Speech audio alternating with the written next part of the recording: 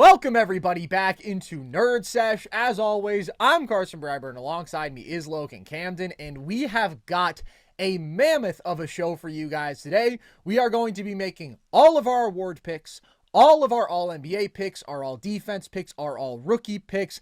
There are 2 games left in the regular season for most teams, but this is our last show of the regular season. Sunday, Logan and I were flying out to New York to do some stuff with BDG, which will be a ton of fun. And then come Monday, the regular season's over. We're doing playoff and play-in preview. So this is our last chance.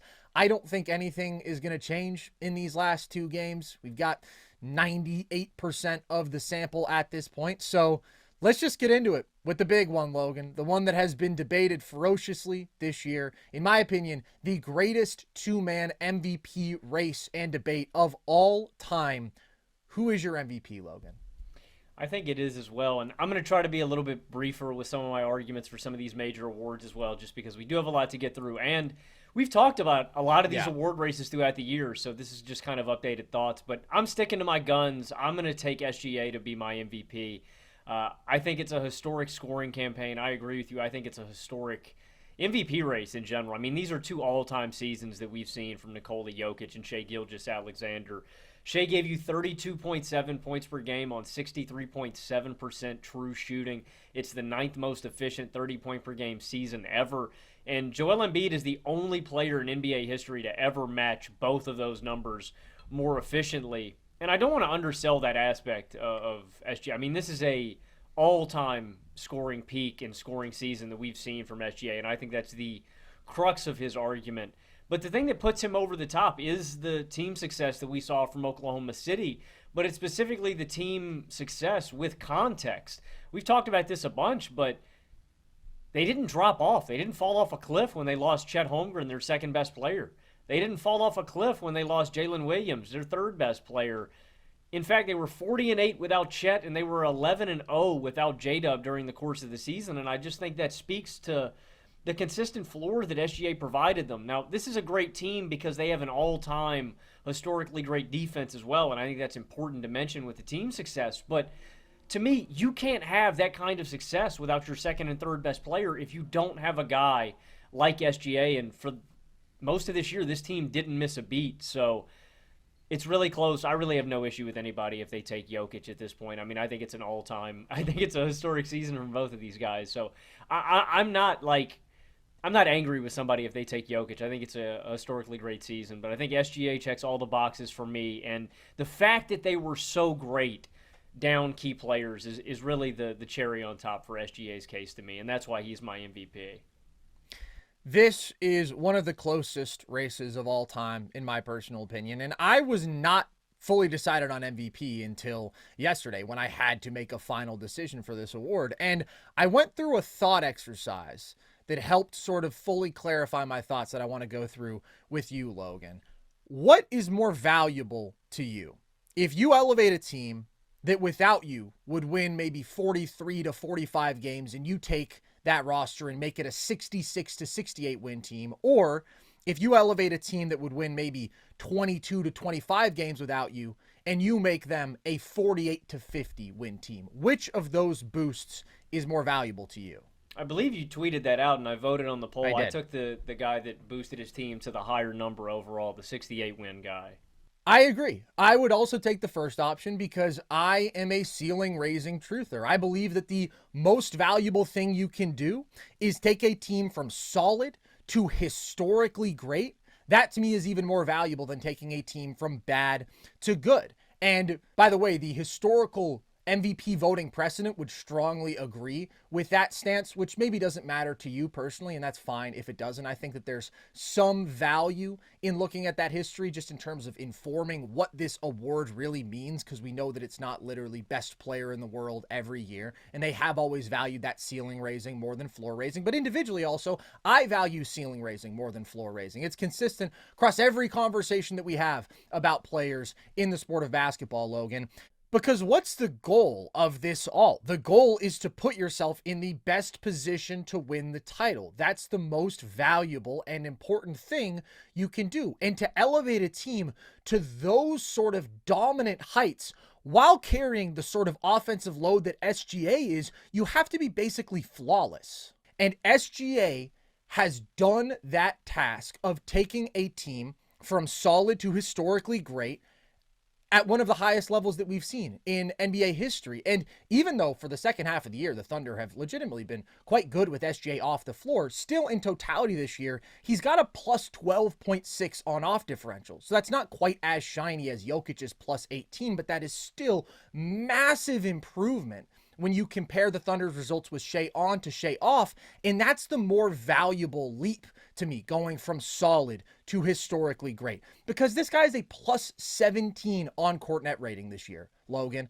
That is the second biggest number that we've ever seen from an MVP candidate in the play-by-play era. The only person to surpass it is Steph Curry in 2016 and 2017. You mentioned them winning more than 80% of their games with Shai without Chet, winning every single one of their games with Shai without J-Dub. Shai has a plus 20 on-court net rating without Chet. He has a plus 24 on-court net rating without J-Dub. And of course, part of that is the Thunder's depth being so excellent, their collective defense being so excellent, but he individually is leading you to dominant offensive results, even when there's really no other creators on the floor. And he's leading your team to like GOAT level results, even without his best teammates on the floor. He's going to make you one of the best offenses in basketball. They have a 124 offensive rating with him on the court. And he does that because he is one of the greatest on-ball scorers, and one of the greatest scorers, period, we've seen in the history of this game. 33 points per game on 64% true shooting. Legitimately one of the greatest on-ball scoring seasons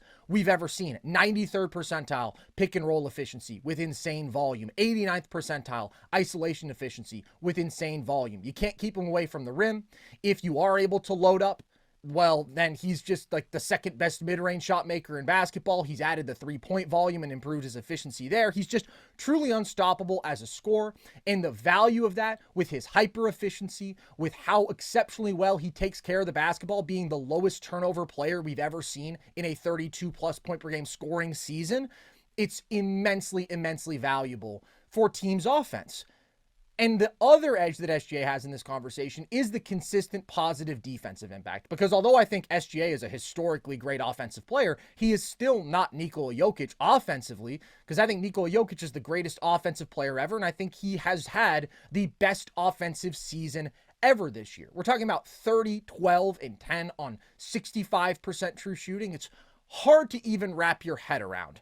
But SGA has consistently been a positive contributor to a dominant defense with his off-ball defense, his playmaking, generating steals, protecting the rim at a high level for a wing.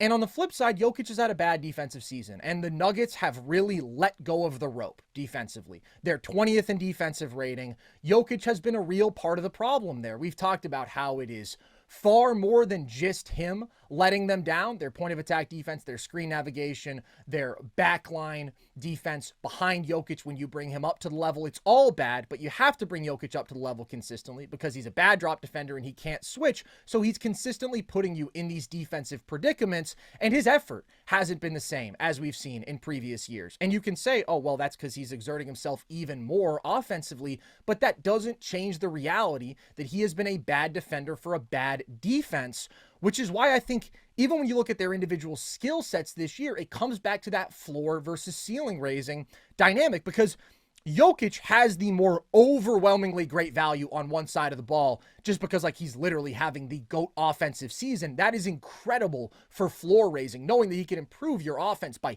20 points per 100 possessions. That is insane, insane value. He also has the far more notable and significant limitation on the other side of the ball, though, which caps Denver's ceiling as a team specifically for this season. We're not having a debate about who is the best player in the world. That's Nikola Jokic. We're talking about within the context of their rosters in this season, who best fits the definition of the most valuable player. And for me, it's SGA with his ability to be that clear positive defensively, to carry his team to top tier offensive results. And he was especially carrying them in the first half of the season. Like, they've improved a lot as the year has gone along, but early in the year, Logan, we were talking about with J-Dub on the floor without SGA, they've got a 105 offensive rating. With SGA out there without J-Dub, they've got like a 127 offensive rating. The disparity was crazy. I'll put it this way. Jokic has plugged his team's offensive holes at an absolute GOAT level this year, but he's also created some big holes defensively that needed to be plugged that this roster couldn't plug. SGA hasn't had as monumental an offensive task as Jokic, but he has had a huge one, and he's had a historic offensive season in his own right. He's been perfect in his role offensively, and he hasn't created any of those holes anywhere that have to be plugged. So that's advantage SGA to me. And I do think another feather in Shai's cap is just how dominant he has been against elite competition versus the other top 12 teams in basketball this year. That's all the teams with 47 plus wins. He's averaged 34.3 points, 5 boards, 7 assists on over 63% true shooting with a 25-10 record. If you look at the Nuggets against the other top 12 teams, when Jokic has been on the floor, they're 7-16, and his offensive production is still incredible, but their defense has been disastrous, and he is a significant component of that. So that performance versus elite competition and the gap there does matter to me. When you're talking about Shai having 25 wins versus those teams while he's giving them 34 points per game on 63% true shooting, all the best defenses in the league can't do anything with him, compared to the Nuggets having 7 wins against those elite teams because they can't get a stop against any of them. Like, that gap is a big deal. So I have no problem with anybody voting Jokic for MVP. I considered it myself down to the very last second. And if you are somebody who values floor raising over ceiling raising, that's just your fundamental belief, I'm totally fine with it. I just happen to be the opposite. I am a ceiling raiser over floor raiser guy, and this is the greatest race that we have ever seen to contrast those two A-plus arguments, because Shai is making a historically great ceiling raising argument, having one of the best ceiling raising seasons ever. Jokic is making one of the best floor raising arguments ever. But there's just one value that I prefer, and it's the ceiling raising, and that's why I'm going to give the nod to Shai. Yeah, I agree with you. I think this race just speaks to the state of the league and what a great position we're in for the future. I mean, I think this is the best MVP race up to this point, but I think these could get even better, man, with guys like Wemby on the come up, with guys like Anthony Edwards that I expect to be in MVP conversations one day. Like, I just think the league is in a really good place right now that this is happening, and it's the closest to my lifetime. It's the closest one I can remember debating. I don't want to be like disingenuous to Embiid and Jokic, but I was more convinced about those. I think this is an even closer race than that, and I think we're just primed to get even better ones potentially in the future, man. Like, the league's just in a really good spot right now. We've seen a lot of incredible MVP races in recent years. Like, if you look at the competition that Jokic has gone up Giannis against, too. I mean, the three-way, yeah. Well, 2021, it's Jokic, Embiid, Steph, and Giannis is in there. 2022, it's Jokic, Embiid, Giannis. 2023, it's Jokic, Giannis, Embiid. I actually thought that Jokic made the best case, then Giannis made the second best case, and Embiid made the third best case that year that he won MVP. And then last year, Jokic going up against Shai and Luka. I advocated for Jokic to win the last 4 MVPs. I think that he was clearly the best player in all those seasons, and nobody else has ever had the advantage of that historically dominant individual performance with the historically dominant team success. No team in NBA history has ever been this dominant down such key players. And then you have the historic impact and efficiency and two-way value that Shai has. And that's why I think he has just made an airtight case this year. And I am going to give him the nod. No problem with anybody taking Jokic, but I have seen some really bad arguments put forth. The most annoying one to me that I see a lot is people saying like, oh, if you swapped teams, who gets better? It's the Thunder. The Thunder get way better.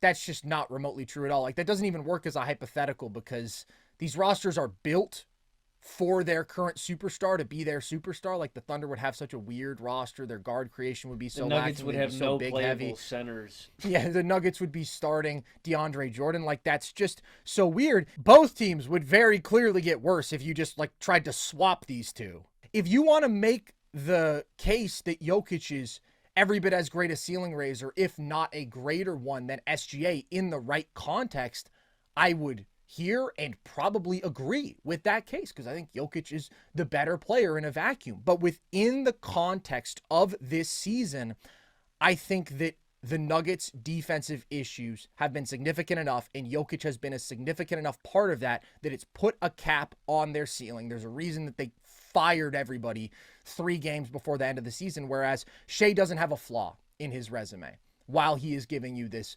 astronomical production that isn't Jokic level, but is utterly phenomenal for a team that's top 2 all-time in net rating. And he's bringing the two-way value, and he has the team success in all of those components. Let's go to another really interesting, really close race, in my opinion, Logan. Defensive Player of the Year. Who you got? I gave it to Evan Mobley, and I've been pretty consistent that Mobley was going to be my pick, but I just think we've seen him ascend into that, upper echelon of defensive anchors. We've got offensive engines and you got defensive anchors, and I think Mobley is one of those guys that you can just expect to anchor your defense. He's super versatile, defending these really good scoring wings and big physical guys. He's really switchable, but he's also a really good rim protector. He held players nearly 9% below their average inside 6 feet. And he's a really good defensive playmaker too, up near almost 2 blocks a game, almost a steal a game. And the important distinction that we made last episode that I think is the distinction in this race between him and Draymond Green, who would probably be second for me, is the fact that the Cavs have just been doing this all year long. And I know their defensive rating hasn't been as great post-All-Star break, but I kind of chalk that up to Cleveland just taking some of these games a little lighter and not as seriously because they've been so dominant in this regular season and because they've already locked up this 1 seed. And between him and Draymond, too, I think that Draymond's the smarter guy. I think Draymond's one of the smartest of all time, but I think that Mobley clears him as a rim protector and as a rim deterrent at this point in their careers, and I think he's a better rebounder as well, too. I think those are edges that he has over Draymond at this point, but it's more important that he's done this end-to-end, and I really value that. I think this would have been Wemby's award as a no-brainer if he had stayed healthy this entire year, but since he's not eligible, since he can't win, I think Evan Mobley's a really great choice. I can't believe I have to do this, Logan. Wow. I'm actually shocked. I don't believe this. Evan Mobley is... This is a troll job, right? Maybe the love of my life. This is a troll job, I've been advocating right? This is a joke. For him as the Defensive Player of the Year since Wemby got hurt. I don't believe you. I'm going with Draymond, man. And the reason for that is that this is a race that has changed pretty dramatically in the second half of the season. And a lot of it in terms of the discourse was kickstarted basically by Draymond saying, hey, why shouldn't I be Defensive Player of the Year on his podcast? I did not like the dramatic impact that had on betting odds and all this stuff because it just shouldn't be that impactful when one player uses their platform to say, hey, actually, I think that I should have a better chance. But the reality is that the performance from these two guys has been going in opposite directions in the second half of this year. Evan Mobley was clearly the front runner when Wemby got hurt because he had been the best defensive player outside of Wemby up to that point that season. Before January 1st, the Cavs were a top 7 defense. Evan Mobley was holding opposing players almost 14% below their average field goal percentage at the rim. He was allowing 0.74 points per isolation. He was bringing you that truly special combination of switchability, perimeter, isolation defense, and dominant rim protection that is why I value him so highly, why I've advocated for him as a top 15 player throughout this year and always been such a huge fan of his potential. In the second half of the season, you have not gotten peak Evan Mobley defensively, and you have not gotten the peak Cleveland Cavaliers defense. Since January 1st, the Cavs are 15th in defensive rating. I mentioned that elite opponent field goal percentage at the rim that he had through December 31st. Since January 1st, Evan Mobley is only holding opposing players 4% below their average field goal percentage at the rim. Just not a very good number, way below his standard. Since January 1st, Evan Mobley is allowing 0.96 points per isolation. That is not a good number. And in fact, this season is pretty comfortably Mobley's worst rated in terms of isolation defense. He's only 55th percentile there, whereas he normally hovers in like the 80-something percentile. And that's because of the step back that he's taken there in the second half of this year. So he has not been the same in the home stretch defensively. Meanwhile, Dre has gone absolutely insane defensively in the second half of this year. The Dubs are top 3 in defensive rating since trading for Jimmy Butler. Draymond, in this calendar year since January 1st, is holding opposing players 11% below their average at the rim. He's a 92nd percentile isolation defender, has been utterly dominant as a man defender on the perimeter. He takes on the more difficult matchups. I do think that as versatile as Mobley is, Dre is still more versatile because he's a different level as a perimeter defender. And he doesn't have the rim protection value that Mobley does. He certainly doesn't have the rebounding value. So Mobley's ability to anchor the defense at the 5 with Jarrett Allen off the floor, I think, is a huge component in his argument and has been a real strength of his as a candidate all year, and is just a strength of his as an elite defensive player, being able to be so great at the 4 and the 5.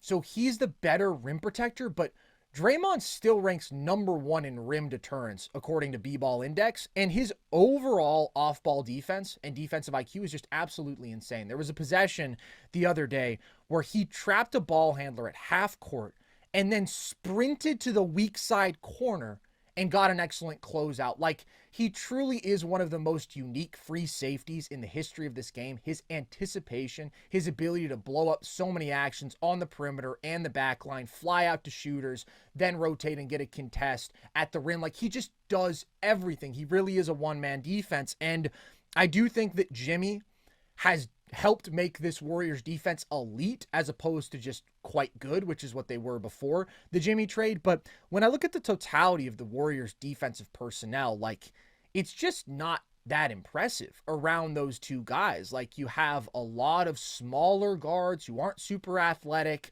and it's the speed and activity and IQ of Jimmy and Dre both, but especially Dre, that has made them one of the best defenses in basketball. So if Mobley had maintained his level from the first half of the season, he would have been my defensive player of the year. But I do think that he slowed down defensively in the second half of the year, and Dre surged. And this is still an incredibly close race for me, but I am going to give the slight advantage to Dre. I think both of these guys are probably top 5 defenders on the planet. They are. And that's one thing I will say. A couple months ago, I said that I can now confidently say that Wemby and Chet and Mobley, these 3 generational defensive prospects who came 3 years in a row, are the 3 best defenders on the planet.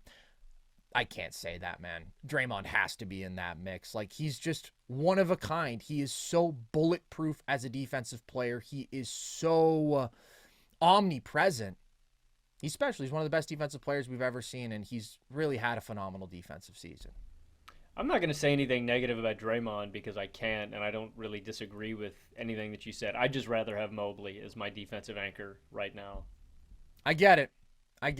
And listen, I was on that side for a majority of the year, obviously, but I think that Dre has caught him in the back half of the year. Let's look at Rookie of the Year, Logan. This was certainly a maligned draft class coming out, but I actually think the Rookie of the Year conversation has gotten pretty interesting. Who are you taking? I do too. I'm going to take Donovan Clingan, actually, and the longest time. Some people I feel may take this.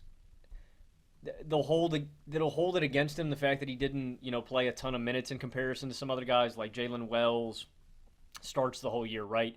Reese Shai gets burned the entire year. Even a guy like Khalil Ware catches him in minutes per game. And Ware would probably be the guy that I would have gone with if not Clingan. But I just think Clingan's the better rookie right now, and that's just my justification. I think Khalil Ware long-term could be the best center in this draft class. I think it's either going to be him or Clingan. I think Ware's got major upside. I think the fact that he shot 35% on above-the-break threes, that he's already such a good lob threat. He's a defensive playmaker. He's a really good rebounder. Like, I just think he has everything that you look for in the modern NBA big man, and I think he could very well end up being the better player long term. But I wouldn't count out Clingan either.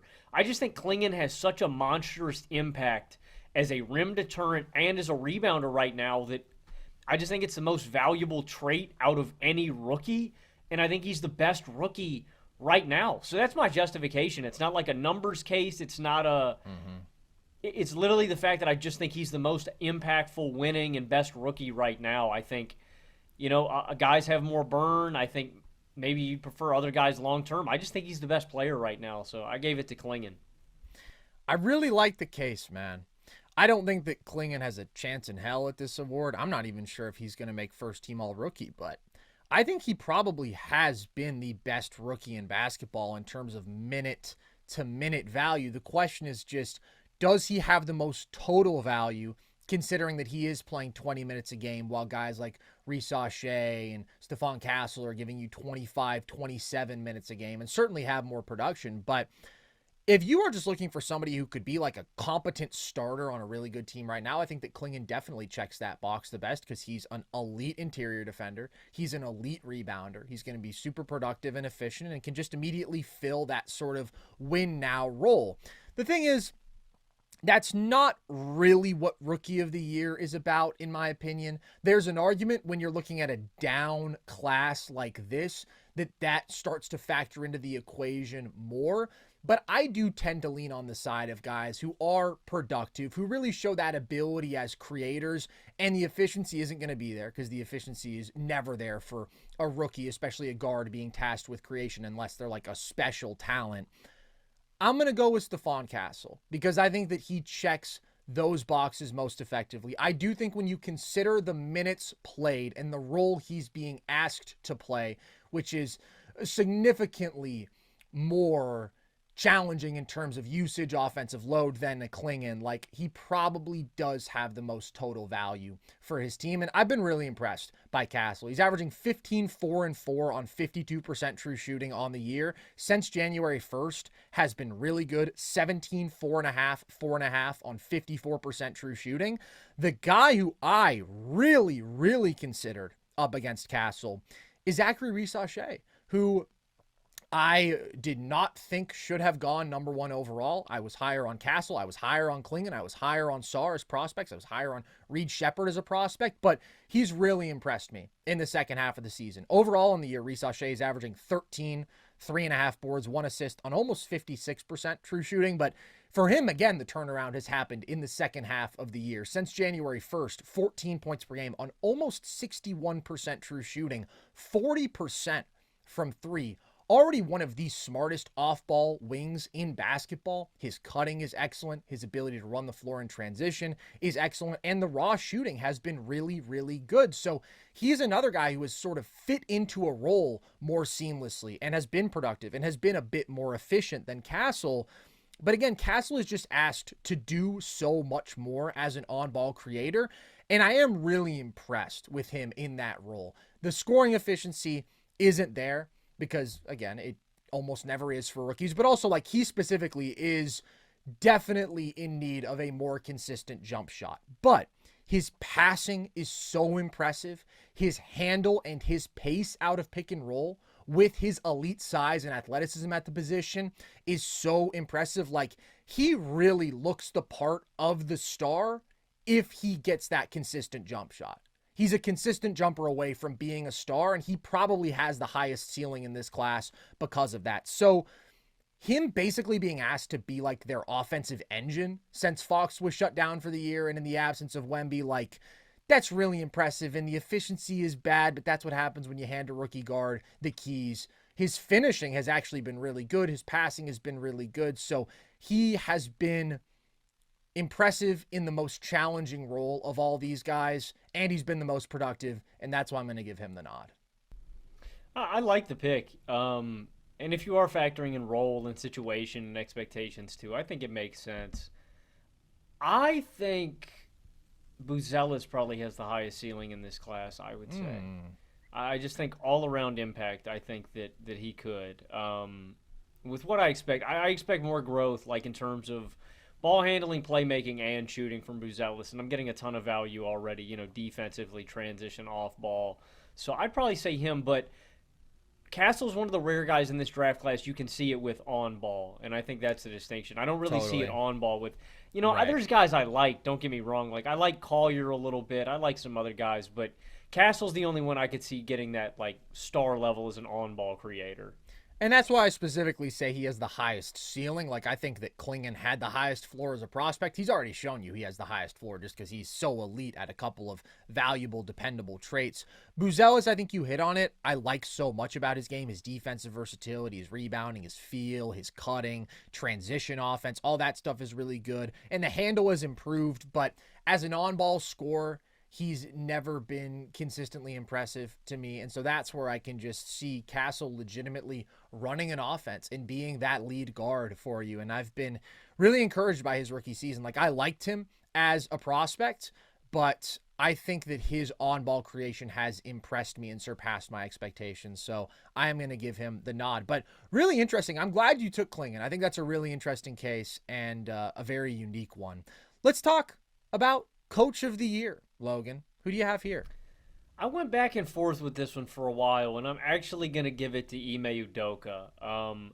I thought I was going to go with Kenny Atkinson here just because they went from 48 wins to 63 wins. I thought that's a really hard leap to take, but I also think it has a lot to do with the increase in talent. And with the Rockets, I think we saw some guys break out, most notably Amen Thompson. Like, he is the breakout candidate when I look at this team, but moreover than talent than anything else, I just saw buy-in from his players, and that was the thing that was most impressive to me, to get such a young group of guys to buy in and to play so hard consistently every night with such a fierce identity.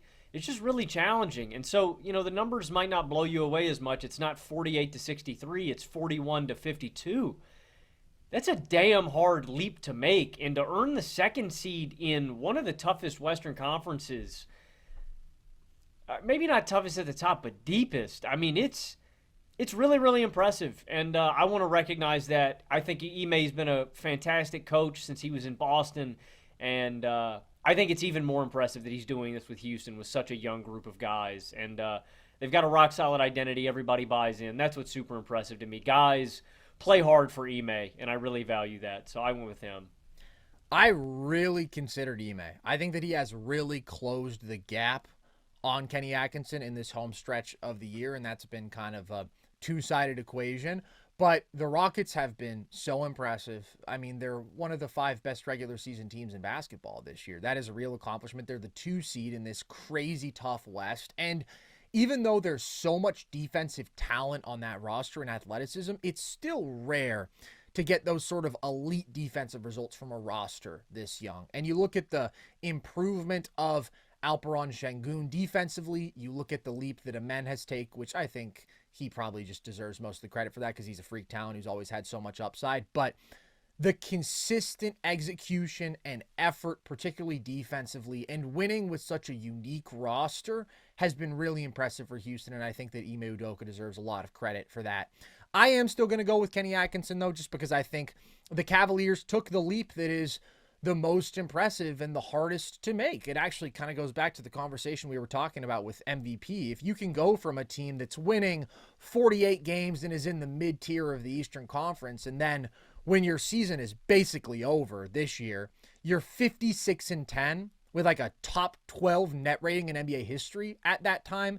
Since then, the Cavs have let go of the rope a little bit. They've taken their foot off the gas, and that's understandable because they had the 1 seed locked up. But Kenny got them into a position where they were a historically dominant team when they needed to be. That is so impressive. And there are individual leaps from players like Darius Garland, where I'm not sure how much you credit Kenny for that one compared to Garland just getting healthier and improving on his own. Evan Mobley has taken a massive leap. I'm inclined to give Kenny more of the credit for that one because the way that he has utilized and empowered him offensively has changed so much, using him so much more as an initiator, empowering him to push more in transition, having him run inverted pick and roll, having him initiate actions from the top of the key, having him become more aggressive as a mismatch attacker. Like, he really saw the vision for what Mobley could be in this offense, and I think that, along with Mobley's own improvement, has really been pivotal to him taking the leap and the Cavs taking the leap as a whole. And I am really, really impressed with Kenny schematically. I think that he has led a historic pick and roll offense, which, like, yes, of course, Garland and Mitchell deserve a ton of credit for that as 2 of the best pick and roll ball handlers in basketball, but they just do so much awesome stuff to get their ball handlers advantages. If it's handoffs flowing into pick and roll to get the ball handler a running start, if it's these staggered double screens. Like, they just do so much distinct stuff with how they set up pick and roll, with their spacing concepts. I really like their ball movement. I think that's improved a lot this year. I think that he has really done a nice job of identifying the best role players on this team, playing those guys. You got to give some credit to the entire organization for the move they make for DeAndre Hunter. That's not specifically a Kenny thing, but they've just been the most, like, shockingly great regular season team to me, because their talent hardly changed on paper compared to last year. And they had a historic season. Again, in this home stretch, it hasn't been so much, but that's because they really have nothing to play for. So I am going to give the nod to Kenny. I think a lot of people will talk about JB Bickerstaff here, because I believe the Pistons became the first team in NBA history to triple their win total from the previous season. It's one of the most dramatic improvements from one year to the next ever. That is super impressive. I just am not as impressed with JB as a coach schematically. I think a lot of that is due to quiet, underrated improvements of this roster that I see people diminish a lot, like just how big of a deal it is getting Tobias Harris, getting Malik Beasley, getting even a Tim Hardaway Jr. on this roster that was so lacking for actual professional basketball players. And then I do think that Cade has clearly improved, although maybe not by quite as much as the consensus would say. So I see the case for JB just because Detroit was such a dumpster fire and they've improved so much. I also think Detroit was a dumpster fire last year to the extent they were because of some generational incompetence, because of the starting lineups they were putting out there where Killian Hayes starts 50 games, because Monty Williams was doing an abominable coaching job. Like, the improvement is super impressive, but they were basically sabotaging themselves last year. And I think that kind of inflates the leap a little bit, just because they were worse than they should have been last year, even though they were going to be a bad team no matter what. Shall we move on, Logan, to an award in which a Detroit Piston is the front runner and is in all likelihood going to win Most Improved Player? Who do you have here? Yeah, I think Cade goes against the fundamental spirit of the award. Former number one overall pick taking an expected leap, and I think we've got some misattribution errors here, too. I think the improvement of the Pistons. That's why I went against giving it to Bickerstaff or Cade, because I think Bickerstaff's a good coach. I think he improved the Pistons. He's proven to be good with young teams. I think Cade, we expected to be great. I think he was great last year. I just thought his situation's so bad. And so the biggest reason for Detroit's improvement and success this season is improvement in surrounding talent.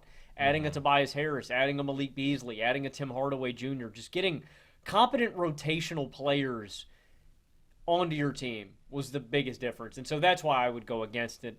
I didn't pick this guy at the midway point. I haven't picked this guy all year long, but I'm going to give it to Tyler Hero. I think Hero took a real offensive leap in a way that we can measure, and that's the fact that I think he improved as a ball handler, as a playmaker, as an inside the arc scorer, and as a driver. This year he averaged 23.8 points per game, 5.5 assists per game, over 4 free throw attempts per game, and he averaged a career high in points per pick, points per handoff, and points per drive. Also, all those stats I mentioned earlier were career highs for Hero, but Hero's really dangerous inside the entirety of the arc now and all over the floor. He shot 65% in the restricted area, 55% in the paint non-restricted area, 44% in the mid-range, 45% in the corners, and he was a 40% catch and shooter and a 43% shooter on pull-up jumpers. So, I've always liked Hero, but he had real limitations, I think, as an offensive number one and as a scorer, and I still think he has those same limitations. He's not a great athlete. He's not going to get to the rim at an elite rate and, generate a ton of offense inside there. But he's doing it more than ever before, and he's doing it more efficiently than ever before. And I think we're seeing him round out his game. This is a very perimeter-oriented off-ball scorer that has now become a good playmaker and a good scorer from everywhere on the court. And I really value that. And when I compare it to other guys' cases, I think Christian Braun got tangibly better, but I think a lot of his improvement was due to opportunity. I think Ty Jerome got better this year.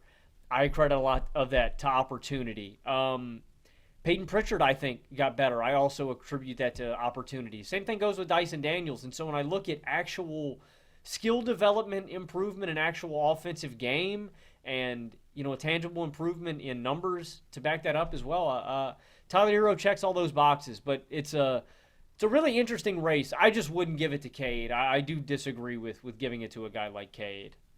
Yeah, the final point that I would make against Cade's case for this award specifically would be that he really took a leap midway through last season. Like, he had the rough start to the year where the efficiency was really bad and the turnovers were really high, even though that was mostly just a product of his hellish situation. But if you look post All-Star break last year, Cade was averaging 24.5 points and 8 assists per game on 56% true shooting. His total improvement from last year to this year is plus 3 points per game, plus 1.5% true shooting. His turnovers have gone up. His assists have gone up as well. But, I think a lot of people are, as you said, misattributing why Detroit has been so much better this year. Cade was wildly underrated last year. His improvement was underappreciated because the situation was so bad, and the improvement of the situation this offseason and throughout this season has been underrated. People looked at Cade as the problem because he was the face, and now they look at him as the messiah because he's the face. The reality is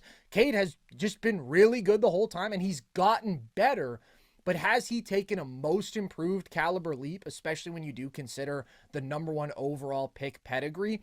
Not in my opinion. I'm going to go with a guy who has literally gone from not being in an NBA rotation to being one of the most impressive offensive players who I've watched this year, and that's Ty Jerome. I understand what you're saying about the opportunity. At the same time, he is clearly playing at the highest level of his career by far, even as somebody who was a Ty Jerome believer earlier in his career. And again, man, this is a dude who was not getting minutes in the NBA last year. And now this year, when you give him the keys to the offense, with Darius Garland and Donovan Mitchell both off the floor and Jerome on, Cleveland has a 131 offensive rating. That's in 166 minutes. It's a small sample size, but it's not a nothing sample size. He can complement either one of those guys incredibly well because he is a phenomenal on and off ball offensive player. He shoots 45% on catch and shoot threes. He shoots 41% on pull-up threes. He's got one of the best floaters in basketball, shoots 58% on floaters. His offensive efficiency is so elite across play types. 88th percentile pick and roll score, 98th percentile isolation score, 97th percentile spot up score. He's just always in such control, and his shot making is absolutely absurd. He's giving you 12.5 points, 3.5 assists per game on 64% true shooting. Crazy, crazy efficiency for a guard. And per 36, man, he's giving you 22.5 points and 6 assists. Still obviously on that same elite efficiency. That's just such an impressive leap in production to me. It's incredibly rare to see that, and I do want to reward it. It's more surprising to me than any of the alternatives, right? I think Hero clearly has improved. I think Cade Cunningham clearly has improved. Dyson Daniels has improved significantly, but nobody by the margin that Ty Jerome has, especially in terms of the production and the efficiency, and that's why I'm going to give him the nod. Yeah, if MS new ball, they would have been giving Ty Jerome an opportunity in the rotation, bro. I've been talking about Ty Jerome since UVA, bro. Listen, man, I've always been a Ty Jerome guy, too. But what was his career before this? 55% true shooting? I mean, he's gotten a lot better, and he's gotten way more of an opportunity. I was just glad that Cleveland finally gave him the burn, because it was stints in Golden State, and it was stints in Phoenix, and it's limited minutes, and it's hard to really get a gauge of... Yeah, OKC too. It's hard to really get a gauge of what you got and, how good of a guy is if you're not giving him consistent burn. Cleveland did, and Ty Jerome, proved he belonged. It's a really fun most improved race this year. A lot of guys really took the leap. Unfortunately, Norman Powell isn't going to qualify because of games played, but Christian Braun, Evan Mobley, all these guys got significantly better. So it's a really interesting conversation. Sixth man of the year. Who you got here, Logan? Yeah, I gave it to Ty Jerome, so I don't have to give him a consolation award. I think that he deserves this one. What do you mean consolation? I thought about giving him both, by the way. I thought about having Ty Jerome on that award graphic twice. That's diabolical.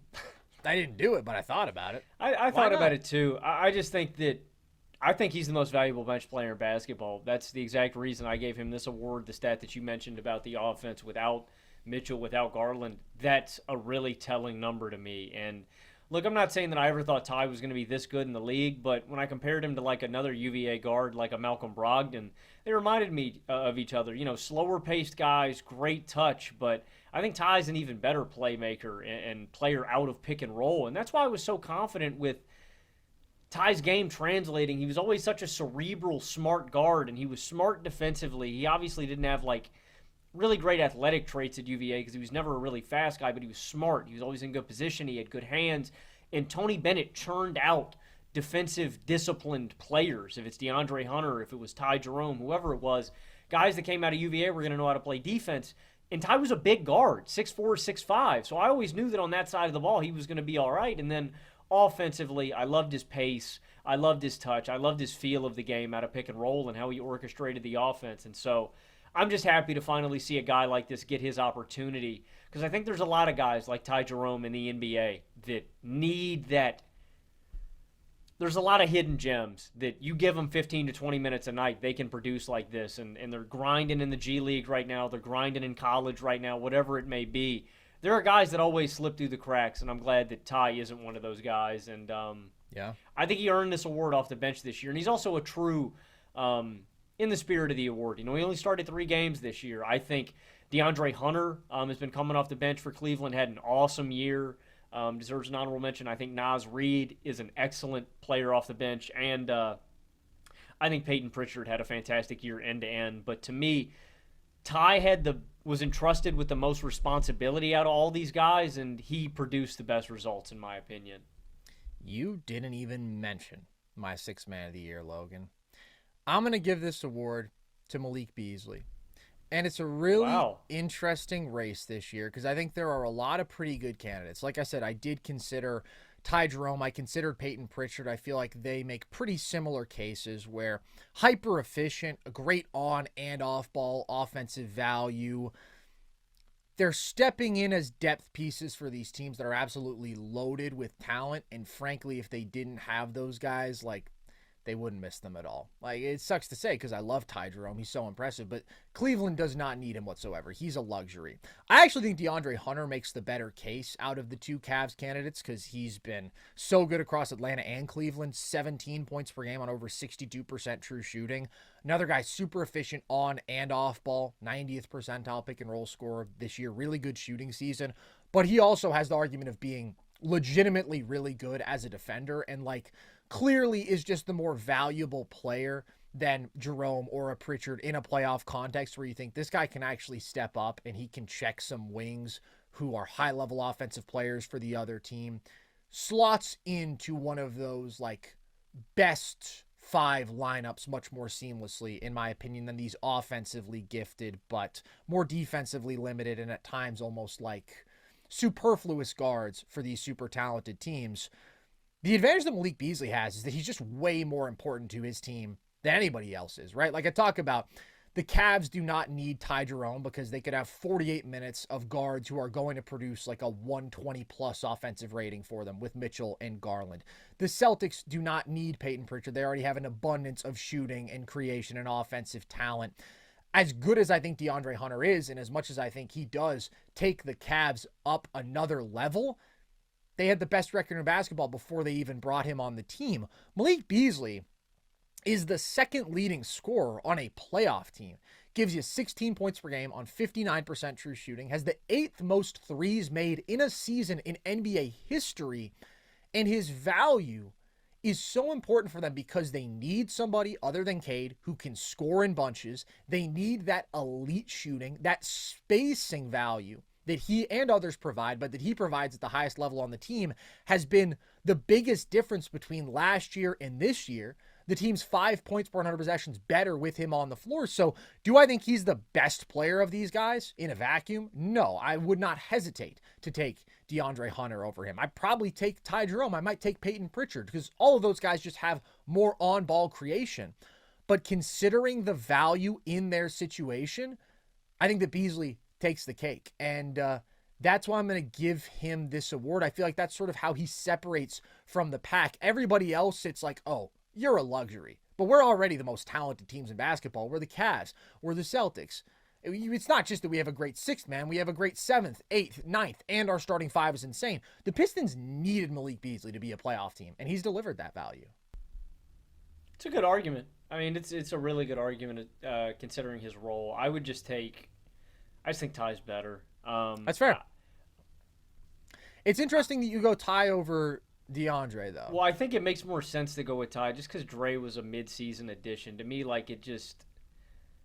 I don't know. Not that I should hold it against him that he just got to Cleveland. I think DeAndre is probably the most... Actually, Naz Reid's probably the most valuable asset I'd want in a playoff series, honestly. Then Dre, then Ty Jerome. I would take DeAndre. I would take Naz, but I think Ty's had the best season out of them.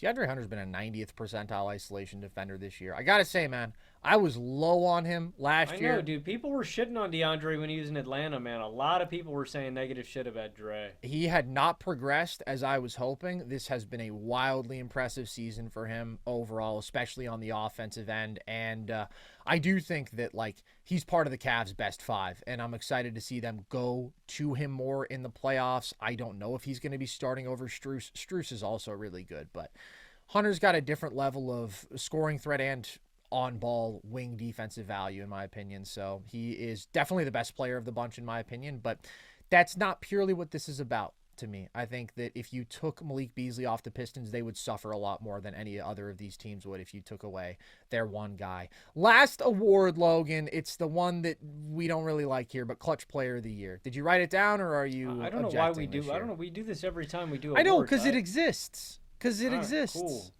You don't pick anyone. You are conscientiously objecting. Anybody that's not Russell Westbrook, anybody that's not the Timberwolves. All right, well, I actually did prepare for this, Logan, sure. So I'm going to take Jalen Brunson. I like that. Yeah, Jokic would be my second choice, but Brunson's giving you 5.6 clutch points per game. That's the most in basketball. On 64% true shooting, elite efficiency. He's 14 of 24 on game-tying and go-ahead shots in the last 2 minutes. He's been phenomenal there. The Knicks are 17 and 10 in clutch games. They've been really good. Jokic also makes a really good case, 4.2 clutch points per game, 64% true shooting. 11 of 25 on game-tying go-ahead shots in the last 2 minutes. Not as elite a number. 18 and 14 record in clutch games. Not quite as good a record. The Nuggets have been the better clutch offense. I do think there's some playmaking value with Jokic that isn't fully reflected when you just compare the scoring numbers. But Brunson's clutch scoring has just been so good. And, like, this award is always some combination of, like, clutch points per game and crazy moments and, like, those super big go-ahead shots in the final moments. I think that Brunson is the best combination of those. So I'm going to give him this made-up award. Who's scoring big in the NBA this season? You are, with all the new ways to get in on the action at DraftKings Sportsbook, an official sports betting partner of the NBA. From monster slams to dishing the rock to cleaning the glass, get behind your favorite players and the prop bets you can make on DraftKings, the home of NBA player props. Ready to place your first bet? Try betting on something simple like picking how many points your favorite player will have. Go to the DraftKings Sportsbook app and make your pick. First timers, here's something special just for you. New DraftKings customers bet $5 to get $150 in bonus bets instantly. Take it to the rack with DraftKings Sportsbook. Every point counts. Download the DraftKings Sportsbook app and use code NERDS. That's code NERDS for new customers to get $150 in bonus bets when you bet just $5. Only on DraftKings. The crown is yours. Let's get into all NBA, Logan. So we're not going to discuss every single decision here because, like, we go first team. Jokic, SGA, Giannis, Tatum are locks, right? I can't imagine anybody on earth debating the first three. Maybe somebody would debate Tatum, but do you have Tatum on your first team? Yeah, I have Tatum. Okay. Who grabs that final spot that there have been a number of contenders for throughout the year, man? Wemby, he doesn't qualify. AD, he doesn't qualify. I was arguing for KD just a few weeks ago, then he gets hurt. Now he's not going to qualify. Who is your fifth first-team All-NBA member? I'm going to give it to Anthony Edwards. Okay. And what's the case? I think the improvement that we saw from Ant from behind the arc, becoming an elite three-point shooter on high volume, an elite pull-up three-point shooter, and his ability to still find success with this Minnesota offense, despite the hellish situation. And I get it; it's the ball is in his hands a lot. The spacing is not ideal, but Ant has persevered. And I get the clutch offense has been bad, and maybe that's the difference that you would lean on, because the guy that I debated in my last spot was Jalen Brunson. Him specifically, it was a couple of guys. I'd probably say Ant, Brunson, Steph, Donovan Mitchell, and LeBron are the guys that I considered for that last spot. But I'm going to give it to Ant just because I think that the Timberwolves record doesn't blow you away. Like, they don't stand out a ton in the Western Conference. But I think they need Ant. And I think Ant produced this year and took a major leap. And he's the guy I feel like out of that bunch, him or Steph, that I would want the most right now. And so, yeah, I also Ant's my baby boy. I'm biased. So when I saw an opportunity to put him on the first team, I took it. I get it. Ant's actually really close for me. I am going to take Steph for this final spot, but I think that Ant's case is just his consistency. If you make a Steph argument or you make a LeBron argument, like, yeah, those guys have had the higher peaks throughout the season than Anthony Edwards, but they also both had their lows, especially LeBron, which is why I have him on my second team instead of my first team, because the first 25 games from him were rough, but Steph also was inconsistent as a scorer, at least compared to our standard that we hold him to for the first half of this year. He's just been so insanely good since then. Like, since they got Jimmy Butler, his last 30 games, basically, he's giving you 28 points, 6 assists, 66% true shooting. His team's winning more than 80% of their games because their offense is elite, and their offense is elite basically all because of Steph Curry. Like, there has not been another high-level scoring threat on the floor. Jimmy, you can say, has that potential, but he has not shown that this regular season. He hasn't shown that sort of aggression, hasn't had that sort of production. It's just like, can you make the right reads off of Steph drawing an insane amount of defensive attention, and can you knock down wide open shots? That's really all that the Warriors players around Steph have been asked to do this year, and Steph is so great that that alone is going to make you an elite offense. So he does have that start to the season that is not first team All-NBA caliber, but I think, like, again, this second almost half of the year, he's been clearly better than everybody other than those top four. In fact, I would argue he's been better than Jason Tatum over these last 30 games, plus 13.5 offensive on-off on the year. Like, it's just incredible, if we are going to do an Ant to Steph comparison, that the Warriors and the T-Wolves have the same record. When you consider the talent, even though I'm not a huge T-Wolves guy, like, the fact that Steph was able to keep the Warriors afloat, and then once you get Jimmy Butler on the team, you go 21-4 when they play together, and then Steph misses a couple games, and it's like, oh, the offense looks bad. They put up 86 points against Miami. Like, he's just one of the greatest offensive players ever. I still think he's more impactful than Anthony Edwards because of that, and the box score will not fully appreciate his value. He elevates his supporting cast in such a unique way. I'm still going to take him for this fifth spot. Yeah, I got no issue with you taking Steph. I mean, it was close. Very close. Okay, second team. Who do you have? So I've got a lot of the guys I just mentioned. I've got Steph, I've got Brunson, I've got Donovan Mitchell, LeBron James, and Evan Mobley.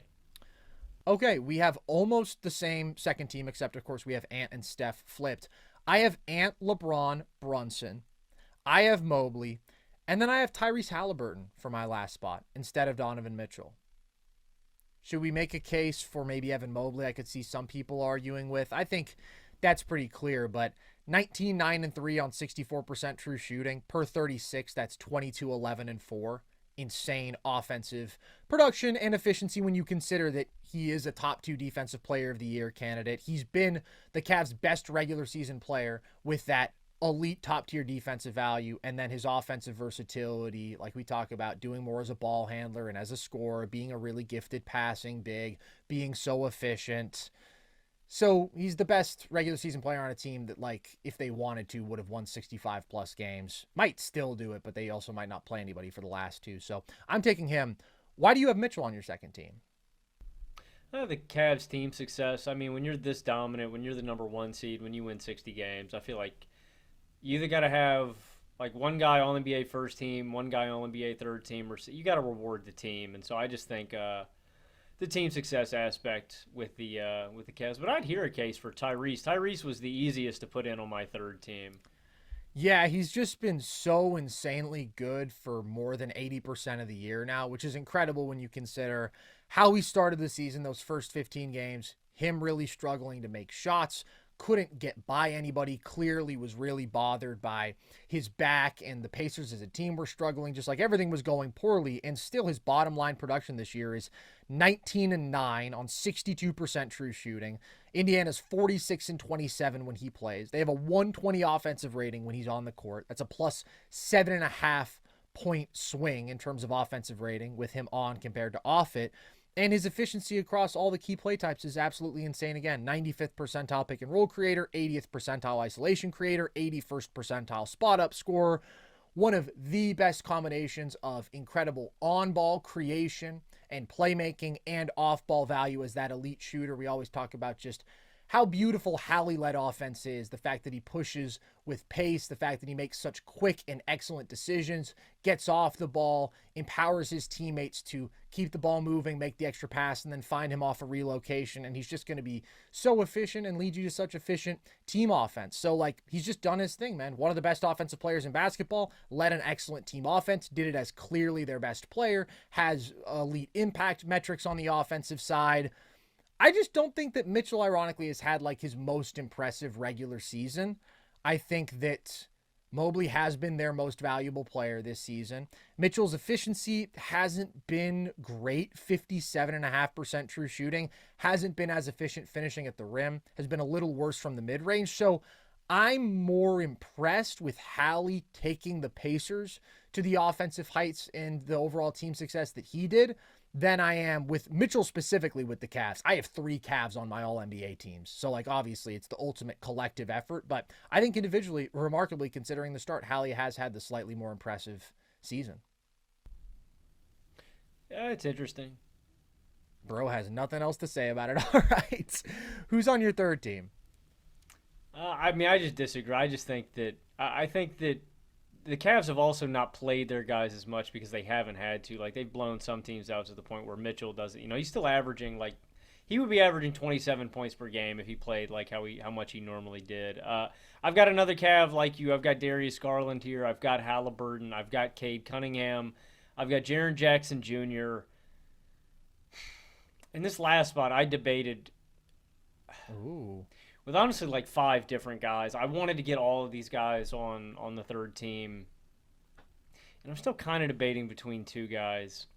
My final debate was between Karl Anthony Towns and Jalen Williams. And I went with Cat.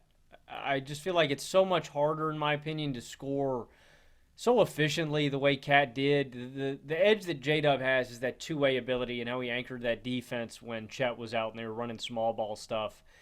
So I think he's got the two-way edge. But I just think what Cat did was harder and a little bit more impressive to me, and so that's why I rewarded it. But the All-NBA third team was agonizing, man. So many guys had good years. I also want to give an honorable mention to Siakam, to Ivica Zubac, and to Bam Adebayo. I considered all those guys. Interesting. No Trae Young shout for you. I think Trae was probably my toughest cut. Trae wasn't as hard for me. You hate Trae Young because I don't hate Trae Young, bro. And you hate people with speech impediments. You said that off what? camera. That's what you said off camera, buddy. Except I have it filmed because I'm always filming you because I have a camera in your dungeon. Because my whole lair. How do you know about my dungeon? Is surveilled because it's in my lair. Dungeon? Because your dungeon Nobody is in my lair. Nobody knows about my dungeon, bro. Logan, I put you there and I lock you there with my nice special key every day. And I rinse you. I dump cold water on you. I've got my eye on you, buddy. No, I have my eye on you. I'm surveilling you 24/7 in your dungeon, in my lair. I'm watching. You don't have any leverage here. No, I'm watching you. I don't think you understand what's going on here. Look around you, Logan. Are you Nobody's surrounded by metal dungeon. bars? Are you surrounded by metal bars, Logan? Are you in a cage right now? Yeah, all around me. And who put you there? I don't remember. Okay, exactly. Anyways, I think that Trae has a case. 24, 3, and 12 on 57% true shooting, plus 8 offensive on-off splits.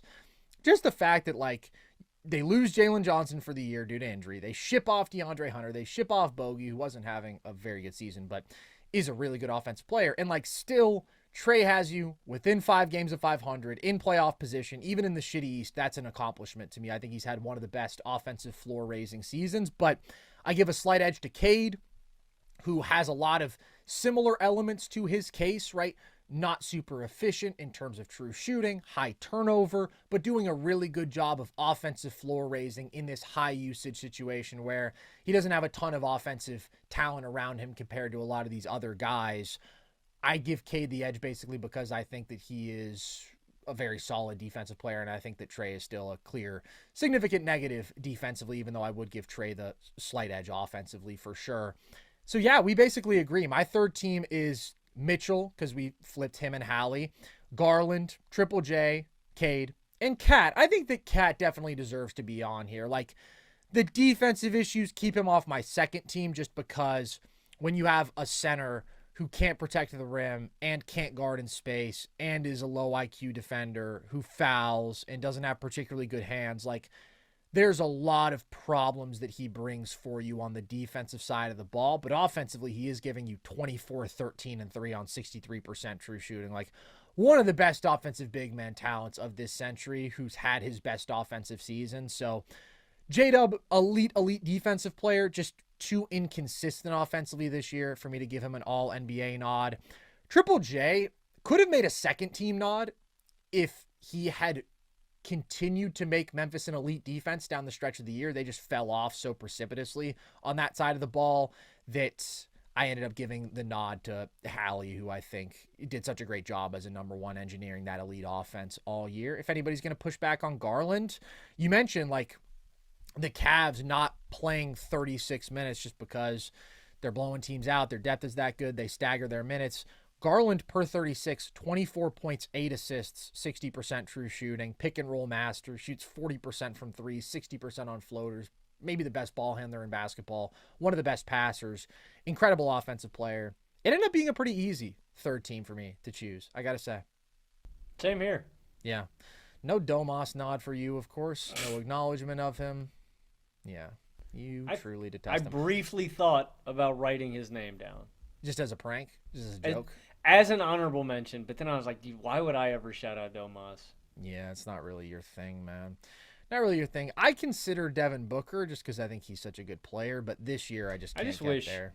I like you. I wish KD had hit the minimum requirement. I know. I think he would have been on my first team. He would have been on my first team, man. Such a phenomenal season, but Book goes 2-16 without KD. Worst defensive season he's had in years. Worst three-point shooting season he's had in years. Like, I think Book is the caliber of player who could be on one of these All-NBA teams, but this season can't get there. All defense teams, Logan. I don't know why. This has really fired me up this year. Like, I've been thinking about these teams a lot. I think it was the most fun I had filling out the award sheet out of anything else. It's so interesting. There's so many great defensive players to choose from, and it feels like there's so much new blood in these conversations. Like, there's a lot of younger guys who have ascended, and then you have some of the staples, some of the old classics. But let's go through your first team. Who do you have? So I had Amen Thompson, Bam Adebayo, Draymond Green, Evan Mobley, and Jaren Jackson Jr. Super interesting. So Mobley and Dre, I think, are locks, right? I don't think we need to discuss those two because there are two Defensive Player of the Year frontrunners. I think Amen is a no-brainer as well. In fact, he almost seriously factored into my DPOY conversation just because, like, his blend of elite point of attack defense and being an elite rim defending wing and an elite rebounding wing and an elite transition defender, the insanity of his motor, his matchup versatility, like, he's so damn good. His defensive playmaking, the guy is a stock machine, and he's the best defender on one of the best defenses in basketball. At the end of the day, I just think Mobley has that unique value of being such a switchable big and an elite rim protector, and Draymond is just like a one-of-a-kind defensive player, so I would have both of them above Amen, but nobody else. Then we disagree on our last two first-team spots. I have J-Dub and Rudy, so why is it Bam and Triple J for you? Triple J, just how ridiculous of a rim protector he was this season. He held opposing players 14% below their average inside 6 feet. I think it's such a ridiculous number. I could see you holding like the rebounding argument against Triple J. I think that's a big hindrance to his case, but That's impressive to me. And then Bam, like they don't have the team success, but I still think Bam's one of the most versatile big men in basketball. He was the second best isolation defender in basketball this year out of 91 qualified players. Can just still guard 1 through 5. Is a really good rebounder. And I'm not going to hold it against him that he's single-handedly holding this Miami defense together. But the one thing against him, he was a bottom 5 rim protecting big in basketball, which is important. He was 41st out of 44 qualified bigs in rim defensive field goal percentage. So I can understand that argument being against him, but he's just got such a Herculean carry job with this team. That being said, long term, I think Miami's got something really, really special with Bam at the 4 and Khalil Ware at the 5. They had a defensive rating of 107 with those two guys on the court. I think they work together. I think that it's a little clunky offensively, but I think it can be dominant defensively. So I have both Bam and Triple J on my second team. I think that you touched on some of the flaws that kept both of them off of my first team. I mean, Bam, his switchability really is one of a kind. Like, you can try to hold anybody else up to his standard in terms of bigs, and they're just not going to meet his ability to guard in space. Nobody moves their feet like him. The isolation defense is absolutely absurd. It's crazy, and you just think about the fact that, like, yet again, Miami is a top 10 defense. You look at the personnel around him. That is such a testament to Bam. It's a testament to Spo as well. And, like, he's really gotten creative schematically this year, right? Mixing in a lot of zone, significantly more than any other defense in basketball. But Bam's ability to execute different schemes, switching, playing in the zone, playing at the 4, playing at the 5 defensively, all of his effort plays, putting out fires, working on the glass. He, once again, leads the NBA in defensive box outs. He has to cover up a lot for a team that doesn't have that much defensive talent and make them a top 10 kind of defense. Reason he's not in my top team on my first team is just the rim protection this year was like below Bam's standard. And you never expect Bam to be that high level a rim protector because what he does at a special level is his switchability and all the other things that I just talked about. But, like, we're talking about significantly worse than Jokic, like worse than Vooch, I think. Like 67% field goal percentage allowed at the rim is really, really rough from Bam. And so that's why I think guys who are more elite interior defenders, just a little bit more valuable this season. And then Triple J was in Defensive Player of the Year conversations at the midway point. But the Grizzlies' defense has sucked for 3 months. They're 20th in defensive rating since January 1st. They were 4th before that, so they're still number 12 on the year. So I still think he has to be here just because the rim protection is so insane. 14% below average is what he holds opposing players at the rim. That's insane. He doesn't defend as many shots at the rim as some of these other guys who we're talking about because he plays a lot of minutes with Edey, right? He's not that actual anchor big. We know not a good drop defender. Very switchable, though. 72nd percentile isolation defender. It's just he hasn't done such a great job anchoring the defense without Edey, especially in the second half of the year. They have a 113 defensive rating when he's on the floor without Edey. And then you consider bad rebounder, bad drop defender, still fouls way too much. Like, he has a couple of really, really special traits defensively, but he's just flawed enough to where I'm going to have him on my second team instead of my first team. So I'm going with J-Dub, and I'm going with Rudy Gobert. J-Dub, we talked about a good bit in our last show, praising his defense. He has been the Thunder's most valuable defensive player this season, and Lou Dort is phenomenal. Caruso, when he's been on the floor, is phenomenal. Cason Wallace is phenomenal. Chet is their best defensive player. I want to be clear about that. It's just Chet missed 45-plus games this year, and J-Dub was the guy who was tasked with anchoring the minutes when both he and Hartenstein were out, and the Thunder have a 110 defensive rating when J-Dub is on the floor without either of those centers. That's like unfathomable. His versatility is insane, being that elite rim protecting wing, holding opposing players 11% below their average field goal percentage at the rim, while he's also a 94th percentile isolation defender, has really good matchup versatility, so instinctual as a help defender, such great hands, just like takes the ball from people all the time. And if you look at all their great perimeter defenders, like there's a real case for Caruso having this edge over him big picture, but not this season, just with Caruso missing time, not playing as many minutes. Like, he's the best off-ball defender, And his interior defensive value is just absolutely crazy for a wing. He's got that 7'2" wingspan and really makes him a unique defensive player. So I do think he belongs here. And then Gobert, he's just doing the Rudy Gobert stuff, man. Like, you become numb to it, but still an elite rim protector, insane deterrent. If you look at the numbers, teams get to the rim way less with Rudy on the floor, as always. They shoot 4% worse on all 2-pointers with him on the floor, as always. Their defense is 8 points per 100 better with him on the floor. So the on-off defensive impact is still monstrous. They have like a 108 defensive rating when he's on the court. So he's just one of the greatest rim protectors and rim deterrents of all time. Dominant rebounder as well. Hasn't been as insane there this year, but that impact is just crazy, man. He's been a little worse statistically this year, defending isolations, defending switches.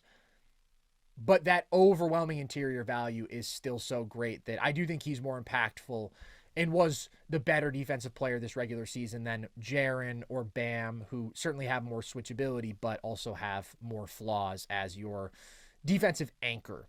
Who's on your second team, Logan? So I've also got Rudy Gobert and Jalen Williams on my second team, but I've got Dyson Daniels, Alex Caruso, and Toumani Camara. So Caruso's not going to qualify. Does the 65 games played, that also extends to... It extends to all defense, not all rookie, though. Then I will take Kayson Wallace. Over Dort. Talk to me about that. Kayson's my boy. I know. Kayson's a genius.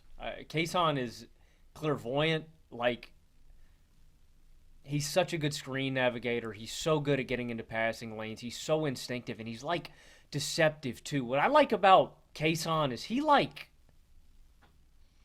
a predator. Like, he's like a cat waiting to pounce. Like, when he plays defense, Kayson's like sneaky to the point where he doesn't like let you know that he's paying attention. He's slinking back, he's waiting, and then boom, when you give him that opportunity, he's just so reactive and always in the right spot, it seems, and always so locked in. Like, I think Kayson's just a basketball genius, and maybe you prefer Dort for his, like, versatility and the ability to take on these big scoring wings and these stronger guys, and I don't disagree. I just think you need to have, like, 2 Thunder players on here. I honestly don't care which ones you take.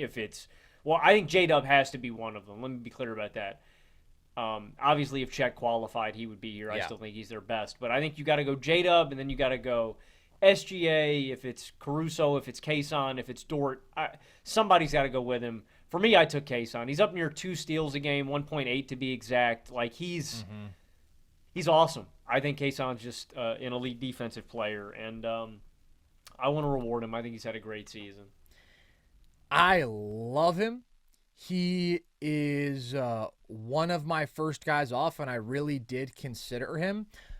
I have a hard time viewing him as more valuable than Dort, though, even though I think Kayson probably has the best hands of anybody on this Thunder defense that has the best collective hands that I've ever seen. Like, his ability to just take the ball from people really is incredible, and he's an 83rd percentile isolation defender. It's just Lou Dort's matchup versatility is so crazy, and he's taking on, like, the lead wing matchup every time. Like, he's the guy who you put on the opposing team's best player, and he gives them hell.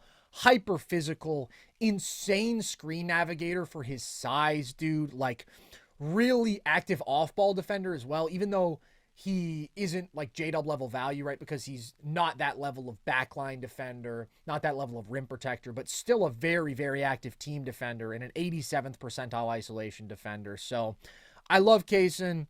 I do think that Dort is definitely more valuable for the OKC defense. And I agree. I think that you kind of have to have 2 of those Thunder guys here. It's a historically great defense with an insane amount of defensive talent. Dyson Daniels, no-brainer to be on one of these teams. I think a lot of people might be pissed that he's not on first team, which I get because elite isolation defender, 86th percentile, takes on really difficult on-ball matchups, insane hands, like blowing everybody out of the water in deflections. He averages 5.8. Second place is 4.2. He averages 3 steals. Second place averages 1.8. Like, that gap is insane. He's third in loose balls recovered.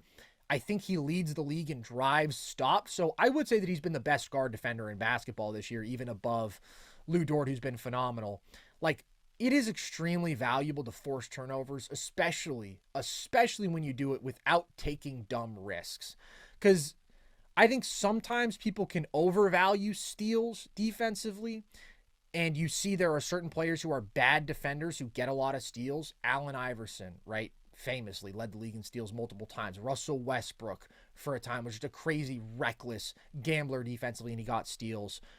So sometimes you can look at the box score and think, oh, that guy's a good defender because he gets a lot of steals, and it's just not true. But if you can get a bunch of on-ball steals, and if you can anticipate a bunch of plays correctly without making mistakes, and without like forcing your teammates to then be in rotation and scrambling because you made a dumb gamble, then steals are crazy valuable because you're stopping a possession outright and you're probably getting a transition chance out of it. And like Dyson Daniels is doing that at a rate that we have not seen since Nate McMillan. He was the last guy to average 3 steals a game. So I totally see the first team case for him, but we talked about this last time. I just prefer the combination of elite point of attack defense and backline defense I'm getting from both Amen and J-Dub. That's why I prefer them as the non-big defenders. So my full second team, Dyson Daniels, Jaren Jackson Jr., Lou Dort, Bam Adebayo, and Ivica Zubac I went with for my last spot. I really, really struggled with this one. I considered Toumani Camara. I think that he's phenomenal in terms of his versatility. He's a 93rd percentile post defender. Like, he's so good at taking on those bigger physical matchups, leads the league in charges taken, good defensive playmaker. Just a phenomenal defensive talent. He'll definitely make some all-defensive teams in his career. I considered Kaysen, and I really considered another Clipper in Chris Dunn. And then I really sat down and I thought, like, who is the more irreplaceable part of this equation between Dunn and Zoo? You have Dunn, who is elite at forcing steals. He's an 85th percentile isolation defender. He's a really, really good screen navigator. So when you're playing such great drop coverage as the Clippers are, it's a two-pronged equation. You have Dunn being able to stay attached to ball handlers and get around screens, and then you have Zubac as that elite deterrent and rim protector on the interior. I think that Zoo is the more valuable part of the equation. And there was a moment where I was like, well, if you dropped Kristaps Porzingis in this defense, could he not be just as good in the role? And he's never been a guy we've talked about defensively because he has great strengths, but he also has a clear weakness, which is his inability to guard in space. Like, he wouldn't get an all defense nod, but maybe if you dropped him in the Zubac role, could he have that same value? And then I decided no, because what Zoo does at an elite level that is distinct and that a guy like KP doesn't, for example, is his rebounding, just how insane he is at ending possessions on the defensive glass. So that combination of being one of the best rim defenders and being one of the best defensive rebounders for one of the best defenses in basketball, I think makes him the most valuable part of that equation. And in terms of playoff defense, I think he has more flaws to be exposed than some of these other guys, but I think his regular season value over the 82 is greater than some of these great perimeter defenders who I left just off. Big Zoo's a good shout. I also want to give an honorable mention to DFS. I thought about him a lot for this too. That's a good one. OG Anunoby is another guy who I considered. And legitimately, man, if the Thunder had just been healthy enough, like if Caruso and Chet qualified, they both would have been Caruso. For this Yeah, list. I completely agree. I think that Chet would have made the best defensive player of the year case after Wemby if he just could have been healthy enough. Maybe the best overall, just when you consider how historic the OKC defense has been. But alas, the poor fella got hurt. He hurt his pelvis, Logan. We've all been there. All rookie teams. Who's on your first team here? I've got Stephon Castle, Zachary Risachet, Khalil Ware, Donovan Clingan, and Zach Edey. Interesting. So I think our only difference is you have Edey, where I have Alex Sarr. You didn't have Sarr on your first team, right? I did not. Yeah, so my team is Clingan, Risachet, Sarr, Castle, and Jalen Wells. I see a case for Edey over Sarr because Edey has just been so much more efficient, obviously. I'm giving Sarr the nod because I think that his defense has legitimately been very impressive. The rim protection and the mobility. And then offensively, the efficiency sucks. Like, it does. He's 49% true shooting. The shot has been inconsistent. The entire perimeter game has been quite inconsistent, but the passing feel that you get from him, the short roll playmaking, and the scoring production in a really, really bad offensive situation moves me a little bit more, even though Edey, like, dominant rebounder, very productive in his minutes, good rim protector. I also think has some pretty big flaws in terms of his versatility as a player being a major issue, and is in a much better situation. He's in a much better situation than Alex Sarr, but I don't have a problem with you having Edey. I mean, the rebounding is really what did it for me. The offensive rebounding rate for the Grizzlies was 8.2% higher with Edey on the floor. Their defensive rebound rate went up nearly 6% with Edey on the floor, so they just became this dominant rebounding team. Some of those numbers with Klingon are ridiculous too. Per 36, he averaged 14.2 boards and nearly 6 offensive boards. And some of these other guys like Shai, I thought had a great year, just had 38 against Brooklyn, but ends the season with 4 30-point games, 8 20-point games. Such a good shooter and off-ball scorer already. I was thoroughly impressed with the rookie class this year, man. You know, it was a little underwhelming at the time, but I'm pretty happy with what we got out of these guys.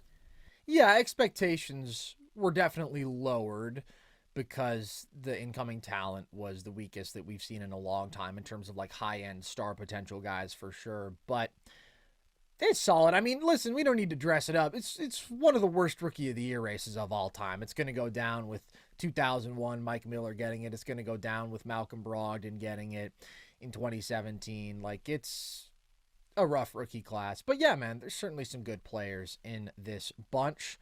So my second team, I have Edey there. And by the way, another stat, like, he has certainly contributed to winning more than Alex Sarr. I guess I'm just giving Sarr the nod for his talent and some of that production in suboptimal circumstances. But the Grizzlies, I think, are like a plus 14 net team when they go double big with Edey and Triple J. Like, that really has been their most effective look. Now, unplayable potentially against certain teams because of Edey's defensive rigidity, his lack of foot speed in transition, but also, like we talked about this in the Steph game, right? You're watching Edey try to defend Steph pick and roll, and you think he's unplayable because he's just sitting in a drop and he's too slow-footed.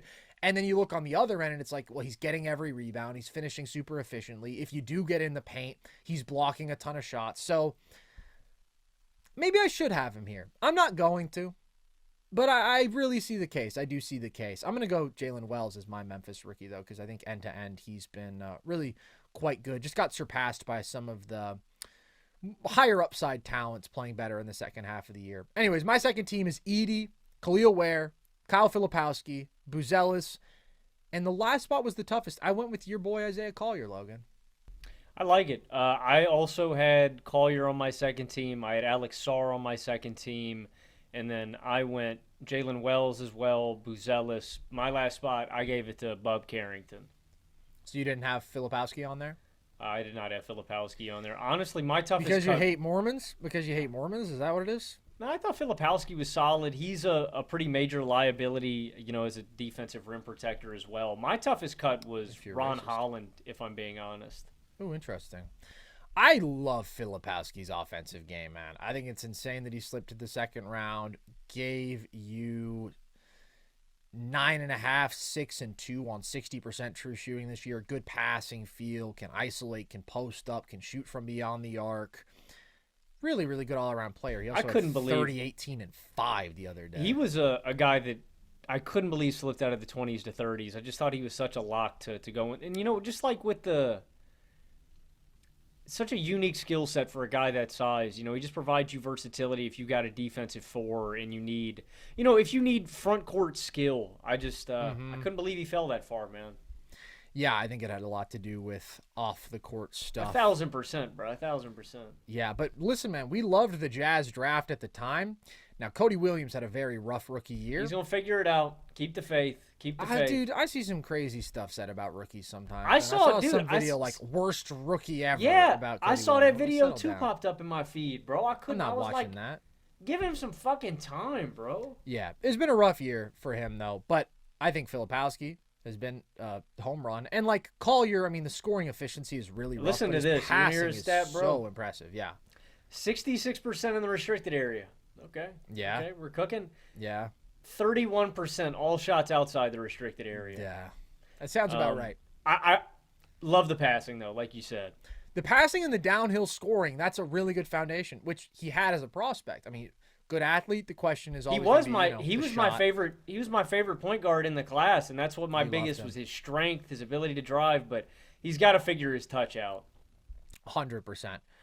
I'm taking one last look at this, and I'm like, am I giving Alex Sarr a bit of a boost for how highly I regarded him as a prospect and for his raw production in a situation where he just has a lot of opportunity? Like, should I have a Khalil Ware or a Zach Edey, guys who have been more polished, who have been more efficient, who also have some defensive value, not quite as much as Sarr? I really like Khalil Ware. I really do like Khalil Ware.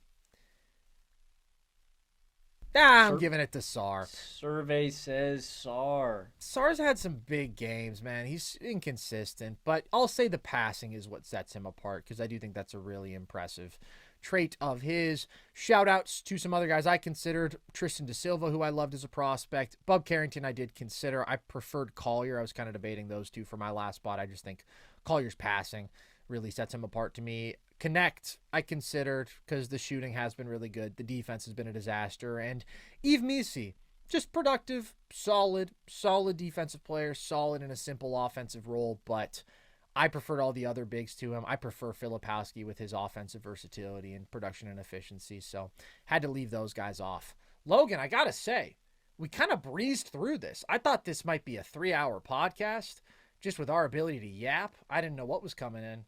Bingo, bango, bongo, baby. That's done. Light work. Now I go back to my dark room in my cage because I am also held in a cage by Logan. That's what he doesn't want to tell you.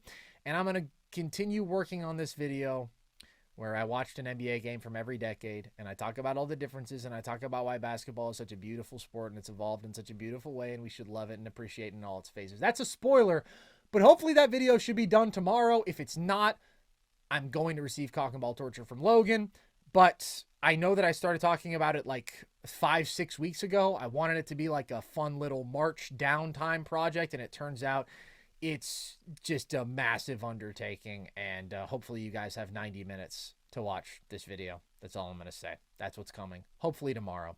If you want that, make sure you're subscribed to our YouTube channel and you're locked in on that. That's where you'll find all of our video essays and breakdowns and all of our full episodes, of course, NBA, NFL, and trivia stuff.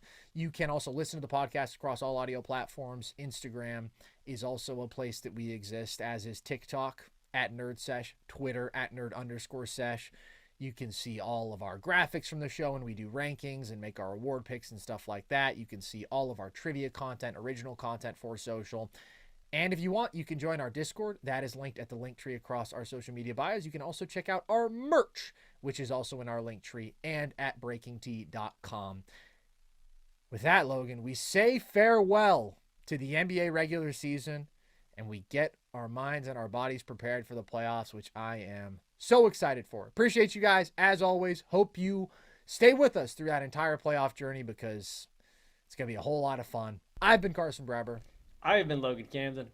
And this was Nerd Sesh.